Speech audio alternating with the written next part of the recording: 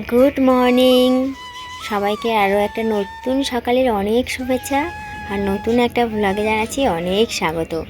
আজ দেখতে পাচ্ছ একদম বিছানা গোছানো থেকে ব্লগটা শুরু করলাম, কারণ বরমশাইও আমার সঙ্গেই উঠে পড়েছে। যেহেতু আজকেরও তাড়াতাড়ি কাজে যাবে, ওই জন্য বললো চলো একসঙ্গেই উঠে পড়ি। তার উপরে সজনে ডাঁটার পাড়ার ব্যাপার আছে। ডাঁটা পারছো?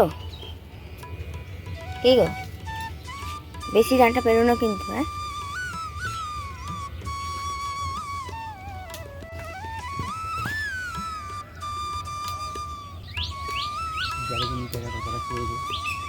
মোটা মোটাগুলো পোস্ত বাড়াবি খেতে ভালো লাগে।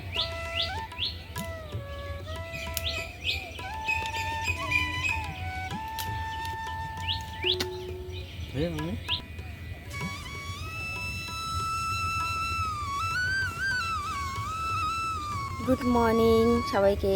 আরও একটা নতুন সকালের অনেক শুভেচ্ছা সবাইকে, আর নতুন একটা ব্লগে জানাচ্ছি গুড মর্নিং সবাইকে। অনেক স্বাগত। সকাল সকাল গাছ থেকে ডাঁটা ফেলে নিলাম, মাছের ঝোল দিয়ে খাওয়া হবে। হ্যাঁ, কালকে 2টা পাটুকু মাথায় তেল লাগিয়েছি, আমি ওকেও লাগিয়ে দিয়েছি আর আমাকেও আমিও লাগিয়েছি, ওই জন্য এরকম লাগছে। কালকে রাত্রিরে সব রান্না জোগাড় করে রেখেছি, শুধু ডাঁটাটাই পাড়ার ছিল। ওকে বললাম ডাঁটাটা পেরে দাও, ওই জন্য সঙ্গেই উঠে পড়েছে। ও কেটে দিক, আর বাদ বাকি সব আলু কাটা মশলা করা সব রেডি করাই আছে। এবার ঘরে যাব, এক মুখ গরম জল খাবো, খেয়ে তারপরে বাসির কাছে হাত দেবো। বাবা প্লেন যাচ্ছে, হাওয়া সকালবেলার এই ওয়েদারটা কি ভালো লাগে না? কি সুন্দর, সব কিছুতে একটা স্নিগ্ধ ভাব থাকে, কি ভালো লাগে। চলো যাই কাজে হাত দিই।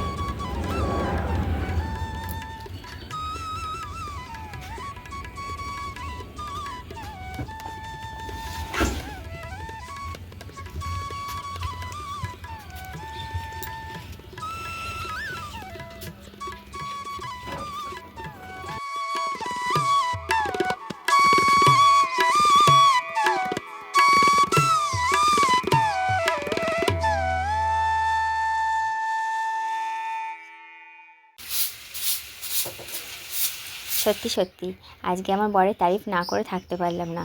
ও সত্যিই আমাদের কষ্ট বোঝে, মায়েরও কষ্ট বোঝে, বউয়েরও কষ্ট বোঝে, জানে এত সকাল সকাল উঠেই তাড়াহুড়ো করে রান্না বান্না করা বা বাসি কাজকর্ম করা, তার মধ্যে সময় মতো রান্নাটাও রেডি করা, এটা খুব একটা সহজ কাজ নয়।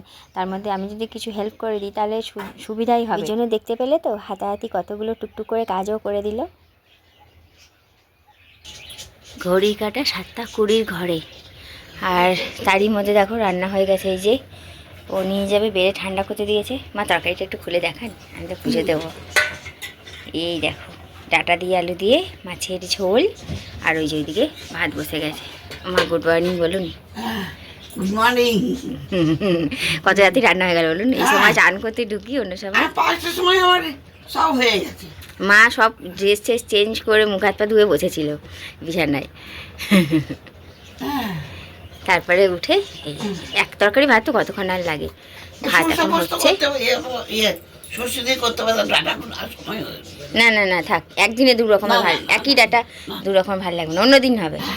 যদি একটু শাক তুলে রাখতাম, 9টায় না এখনই হয়। শাক তুলতে শাক বাঁচতে আর কতক্ষণ, কিন্তু আবার আটা মেখে রুটি করতে হবে, শাক তুলতে গেলে এখন হবে না। তো চলো একটু চান করে এলাম তো, ফ্রেশ হই, সিঁদুরারে পড়ি। কোথায় তোমার হলুদ কাঁচি? ও তেল কাটতে বাইরে নিয়ে গেছিলাম। তো যাই হোক, সিঁদুরারে পড়ি, মুখে ক্রিম আরে লাগিয়ে পুজো দিই, ঝট করে দিয়ে আটা মাখা করে রুটিটা করে দেবো। এখন ভিডিও নেওয়ার সময় নেই। ফুল তুলে নিই চলো। এই যে আমার অপরাজিতার ফুলের সাইজ দেখো কত বড় বড় হয়েছে।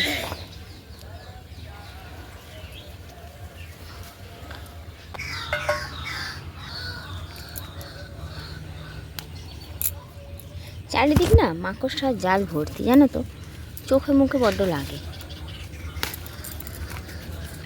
তাই উল্টে পড়ে যাচ্ছি ফুল পাড়তে গিয়ে। এখনও দেখো কত হয়ে আছে এই দিকটা, আমি সামনের দিকটা তুলেছি অতগুলো, এখনও এইখানে হয়ে আছে।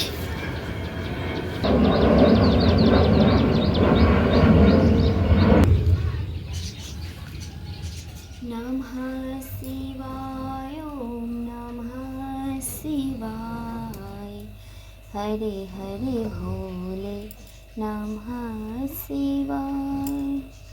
शिव जटाधरा शिव जटाधरा हरि हरि भोले नमः शिवाय।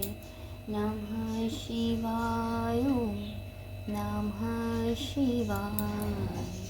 हरे हरे भोले नमः शिवाय। আজকে বরের আবদার পরোটা খাবে, ওই জন্য পরোটার জন্য ময়দা মেখে নিয়েছি। নাহলে তো রুটি করলে আটা দিয়েই রুটি করি, কিন্তু যেহেতু পরোটা নিয়ে যাবে বলেছে, একটু সত্যি কথা বলবো, ময়দা দিয়ে পরোটা না খেলে না ভালো লাগে না, ঠিক দেখতেও ভালো লাগে না আর খেতেও ভালো লাগে না। এই আলেকালে তো কোনো অসুবিধা নেই, এটা আমরা রোজ খাচ্ছি না যে অসুবিধা হবে।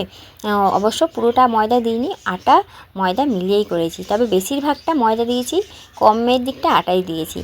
তো চলো বরের জন্য এই যে পরোটা করে দিলাম, আর কমপ্লিট হয়েও গেছে, ঠান্ডা করে ভরে দিচ্ছি। ওকে বলছিলাম যে 4টে দিই, বলছে না না 4টে খেতে পারবো না। তো জোরজবরদস্তি ওকে 3.5টে দিলাম, অর্ধেক হাফ দিয়েছি। আর সঙ্গে হচ্ছে তরকারিটা আগে থেকে ঠান্ডা করতে দিয়ে দিয়েছিলাম, এবার ভরে দেবো। তবে বললো যে ডাঁটা দিও না, ডাঁটা চিবিয়ে ফেলবো কোথায় সেই জায়গা নেই, আমাকে শুধু আলু আর ঝোলটা দাও। আর সঙ্গে দিয়ে দেবো একটা মিষ্টি, যেটা ও গতকাল রাত্রিরে এনেছিল, একটা মিষ্টি দিয়ে দেবো, ব্যাস পরোটা তরকারি আর মিষ্টি। আপনারা যে পৌঁছে একটা ফোন করে দিও, টাটা। দুর্গা বাইকে চাবি নিয়েছিল তো। বর কাজে চলে গেছে, রান্নাঘরের অবস্থা দেখো, জাস্ট তুড়ি মেরে গুছিয়ে নেবো, ঠিক আছে, তুড়ি মেরে।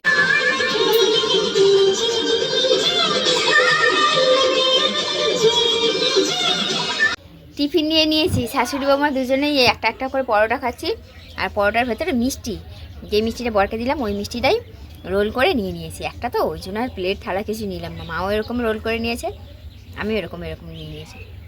আর দেখবে লুচি পরোটা দিয়ে না মিষ্টি জাতীয় কোনো জিনিস দিয়ে আমার খেতে খুব ভালো লাগে। সবার কী হয় জানি না, মা বলছিল তরকারি নেবে না, আমি না মিষ্টি দিয়ে খাবো, পরোটা বা লুচি দিয়ে না মিষ্টি দিয়ে বেশ ভালো লাগে খেতে।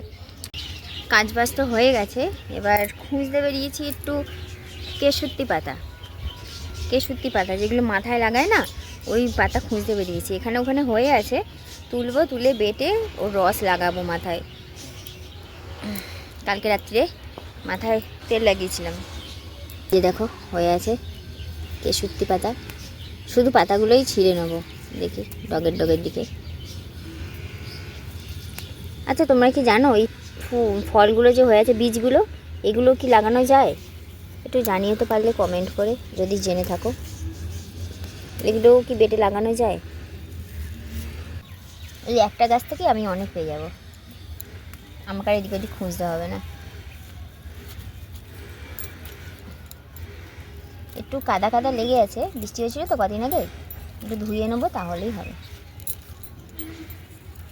চলো যা তুলেছি এতেই এনাফ, এটা বেটে রস বার করে মাথা লাগিয়ে নেবো। আগে ভালো করে পাতাগুলো ধুতে হবে।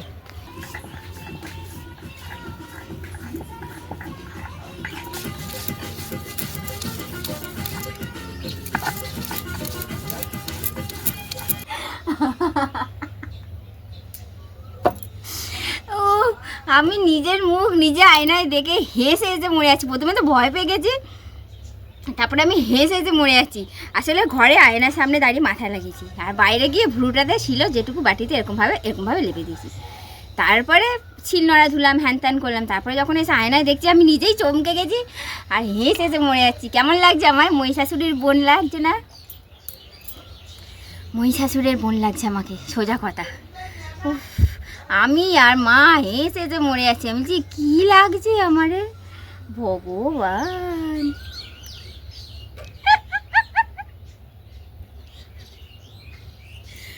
ও কি লাগছে, ও ও ও মা আমায় কেমন লাগছে? কেমন লাগছে? রাবণের বোন। হাই বাপ, রাবণের বোন না, সুপর্ণা সুপর্ণা, মহিষাসুরের বোন না, মহিষাসুরের বোন লাগছে আমায়।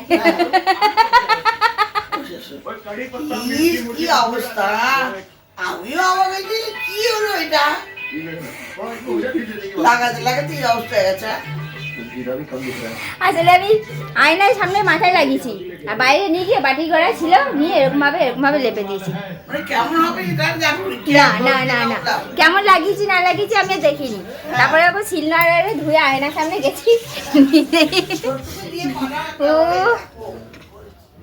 ভগবান রে, উফ, চলো এটা তো থাকবে। এখন 11টা 10টা বাজে সবে, ভগবান আমি বলছি 11টা। দেখো ঘড়ির কাঁটা 11টা বাজে আর ভাই কলে ঢুকেছে, ভাই বেরোলে বাসন কোসন মাজবো, ও ঘর বারান্দা পরিষ্কার করবো, তারপরে গিয়ে শ্যাম্পু করবো। তোমরাই বলো তো কার সঙ্গে মিল পাচ্ছ আমার তো মনে হচ্ছে আমি মহিষাসুরের বোন। তোমরাই বলো কার মতো লাগছে। ও আমার হাসতে হাসতে অবস্থা খারাপ, আমি আর চাইলেও হাসতে পারবো না। উফ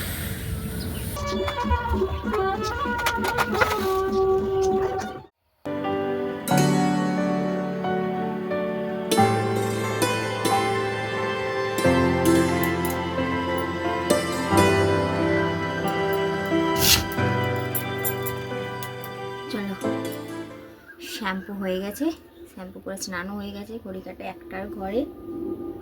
এবার খেতে হবে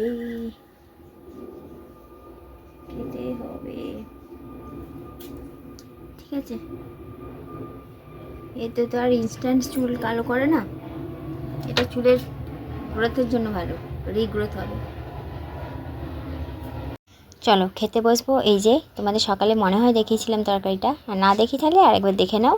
এই 1 ফালি সঙ্গে নিয়েছি গন্ধরাজ লেবু আর এই যে ডাঁটা দিয়ে আলু দিয়ে মাছের ঝোল। তো চলো খেয়ে দেখা যাক কেমন হয়েছে। কি ভালো স্বাদ হয়েছে সজনে ডাঁটা দিয়ে মাছের ঝোলের তরকারিটা, এত ভালো হয়েছে, তার সঙ্গে আবার গন্ধরাজ লেবু, হেভি লাগছে। মানে ভাতটা গরম হলে আরও সেই লাগতো। বাবা বলা আমি ভাত খেতে চাই না বলা, কি হাওয়া আছে আনন্দ। এমা হুম আমি ভাত খেতে চাই না। হেভি হয়েছে তরকারিটা।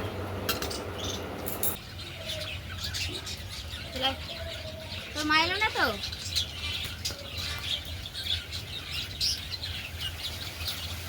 না এলে না কি আর করবো, ঠিক আছে দেখা যা তোমাকে একবার ডাকি দাও। লালু আয়, এসেছে ওমা এসেছে, এই তো রেখে দিয়েছি আমি, দিইনি ওকে সব।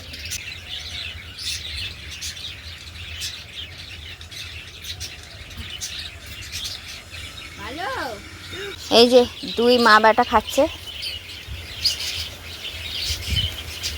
সুন্দর হাওয়া দিচ্ছে।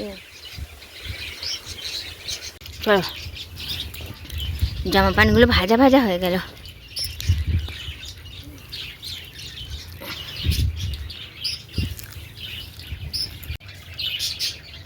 খেয়ে উঠে আবার কি খাচ্ছি, মা একটা খেতে দিল রেসে পাচ্ছি।